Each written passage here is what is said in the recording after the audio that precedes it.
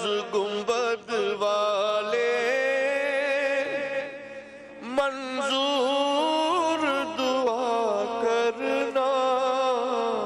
ये कलाम मारूफ कव्वाल अमजद साबरी का आखिरी कलाम था जो उन्होंने समा की सहरी ट्रांसमिशन में पढ़ा तो हर आंख अश्कबार हो गई। अमजद साबरी ने कराची के मारूफ कव्वाल घराने में आंख खोली। उन्होंने कव्वाली की इब्तिदाई तरबियत अपने वालिद गुलाम फरीद साबरी से हासिल की। वालिद गुलाम फरीद साबरी के इंतकाल के बाद अमजद साबरी ने वालिद की गद्दी संभाली।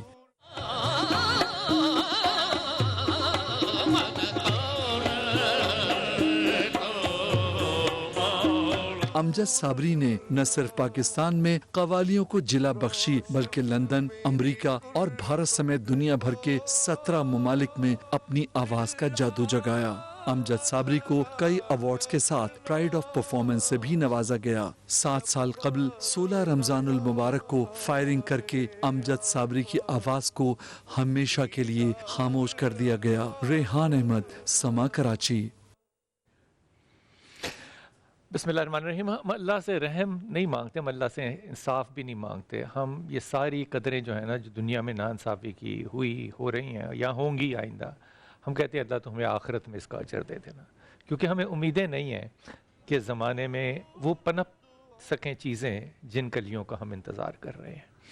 मैं ये बात बड़ी जुर्रत के साथ कह रहा हूँ और हो सकता है उलमा इकराम इस पर महसूस भी करें, लेकिन अमजद को नापसंद करने वाले जो लोग थे वो ज़्यादातर एक ख़ास किस्म का मजहबी तबका भी था, और वो सिर्फ इसलिए थे कि वो जब देखते थे कि वो यूरोप में जाते हैं, अमेरिका में जाते हैं, तो वो कवाली पढ़ते हैं, तो कवाली सुन के लोग वजद में आ जाते हैं, और वजद में आने के बाद जब वजद से निकलते हैं तो कहते हैं कलमा पढ़ाओ। अब एक कवाल जो है वो कलमा पढ़ा रहा है लोगों को, तो वो बात हजम नहीं होती थी उस ख़ास एक तबके को कि हम इतनी मेहनत करते हैं तो ये क्या हो रहा है। लेकिन देखिए, अल्लाह जो चाहे वो अल्लाह कर सकता है।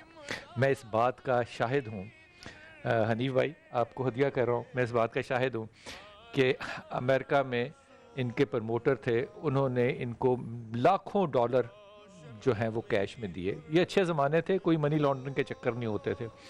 तो वहाँ पे पंजतन पाक का कलाम पढ़ा जा रहा था तो ये देते रहे इनको। मैंने कहा अमजद बाज़ आ, ना दे और ठहर जा, वापस घर लेके जाने। कहता है मुझे ना रोको, इनको रोको। वाह वाह वाह, मुझे क्यों रोक रहे हो, इनको रोको।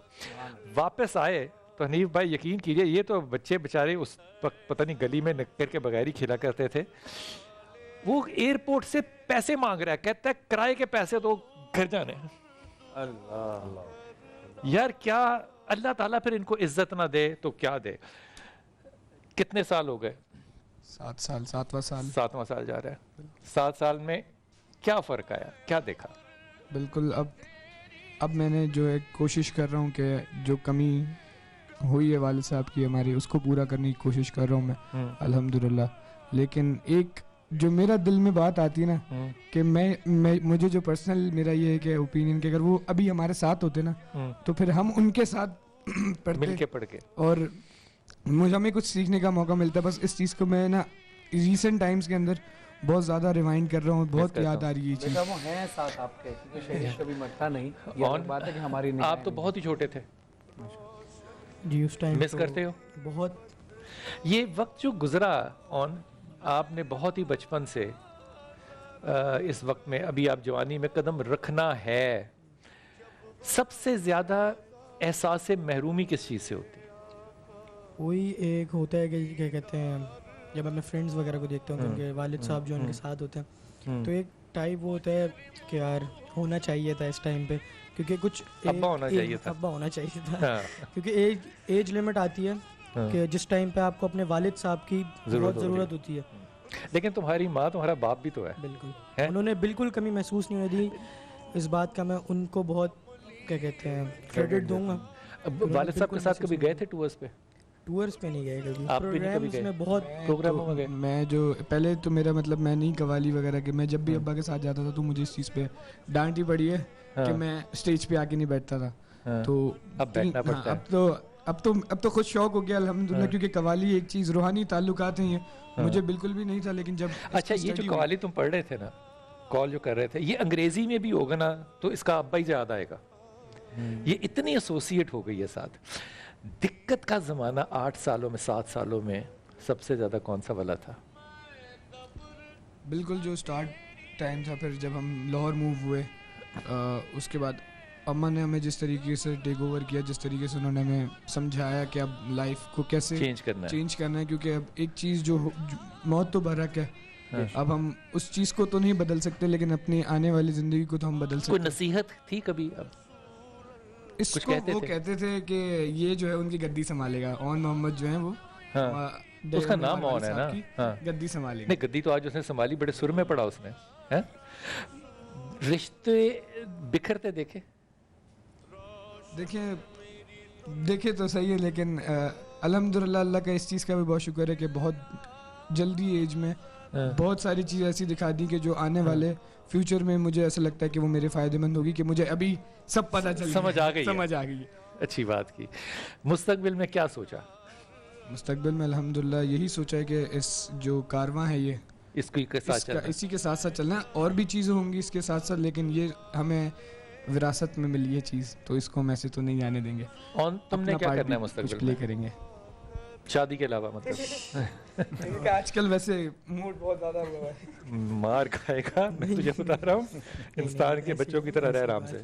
हाँ, तो मूड भाई हो रहा ने है जिस शादी तरह का। बोला कि ये तो एक कारवां है, ये तो बिल्कुल विरासत में मिला है, ये तो कभी ख़त्म नहीं होगा इंशाल्लाह। लेकिन इंशाल्लाह इसके साथ सोचे तो बहुत ज़्यादा है और उस पर अमल दरामद करने की कोशिश भी है। क्या मतलब बाहर जाके सेटल होना है, क्या नहीं, करना है? बाहर जाके सेटल होना। कोई व्हाट्सएप पे आजकल पैगाम नहीं, रसिया नहीं, हो रही है, नहीं, क्या क्या पैगाम? या जैसे मुजद्दिद ने कहा आगे इसका कारवान बनाने का नहीं, इस टाइप का नहीं, बस पहले तो स्टडीज़, उसके बाद अभी आप किस इंशाल्लाह क्लास में हो? मैं मतलब अभी मैट्रिक के पेपर दूंगा अभी दो और के। इंशाल्लाह। अल्लाह ताला तुम्हारे लिए आने वाले वक्त को आसान करे। लोगों से तुम्हारी तवक्को क्या है? लोगों की तवक्को बहुत ज़्यादा है, और इस चीज़ लोगों की तवक्को बड़ी ज़्यादा है यार, कितनी मशहूर बात की, सारे में इसने है। माशाल्लाह। हमें मुझे इस चीज़ का डर भी है, क्योंकि मेरे पीछे 60-70 साल 80 साल की मेहनत है, और वो 80 साल की मेहनत जो है ना, स्पॉटलाइट मुझ पे आ गई। एक कदम भी इधर उधर हो जाता है ना, बड़ा मुझे डर लगा तेरा रहता है। एक कदम भी इधर उधर हो गया तो हम जलील हो जाएंगे।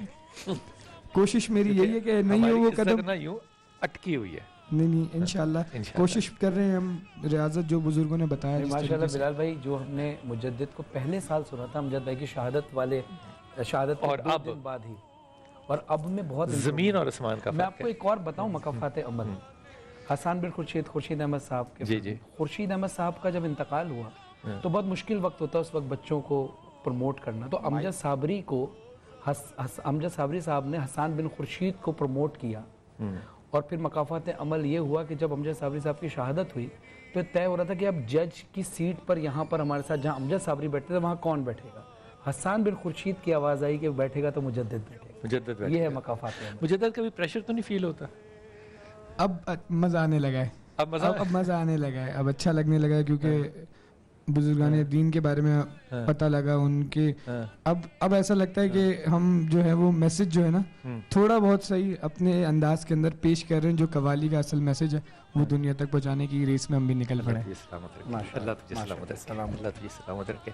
और लेकिन यहाँ पे आगा का जिक्र, आगा पीछे बैठे हैं मेहमानों में, उन लोगों में से जिनकी ज़िंदगी जो है वो इनके वालिद की खिदमत में गुजरी है, चाहे वो पान हो, चाहे सिगरेट हो, चाहे दुआ हो, वो उनकी ज़िंदगी में गुजरी है। बहुत शुक्रिया।